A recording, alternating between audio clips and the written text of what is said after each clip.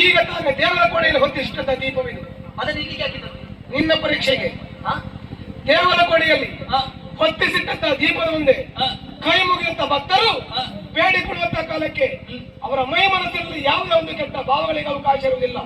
ಅಲ್ಲಿ ನಮಗೆ ಕಾಣ ಸಿಗುವುದು ಪವಿತ್ರವಾದಂತಹ ಭಕ್ತಿ ಪ್ರಧಾನವಾದಂತಹ ಭಾವ. ಹೇಳಿದ್ಯಲ್ಲ, ನನ್ನನ್ನು ಪ್ರೀತಿಸ್ತೇನೆ ಎಂಬ ಹಾಗೆ ನೀನು ನಿಜವಾಗಿ ನನ್ನನ್ನು ಪ್ರೀತಿಸದೆ ಸತ್ಯ ಹೋದಂತಾದ್ರೆ ಈಗ ತಾನೇ ದೇವರ ಕೋಣೆಯಿಂದ ತಂದಂತೆ ದೀಪವನ್ನು ಮುಟ್ಟಿ ಆಳು ಮಾಡಿ ವಂಶಿ. ಕಾಯ ಮನಸ್ಸ ವಾಚ ಈ ತ್ರಿಕರಣ ಶುದ್ಧತೆಯಿಂದ ಮನಸ್ಸು ದೇಹ ಈ ಕಾಯದಿಂದಾಗಿ ನಾನು ನಿನಗೆ ಪ್ರಮಾಣವನ್ನು ಮಾಡ್ತಾ ಇದ್ದೇನೆ. ಈ ದೇವರಿಗೆ ಅರ್ಪಿತವಾದಂತಹ ಆ ದೀಪವನ್ನು ಮುಟ್ಟುವುದರಿಂದ ನಮ್ಮ ಪ್ರೇಮ ಜ್ಯೋತಿ ಬೆಳಗ್ತದೆ ಅಂತಾದ್ರೆ ನಾನು ಪ್ರಾಮಾಣಿಕವಾಗಿ ನಿನ್ನನ್ನು ಪ್ರೀತಿಸಿದ್ದು ಸತ್ಯ.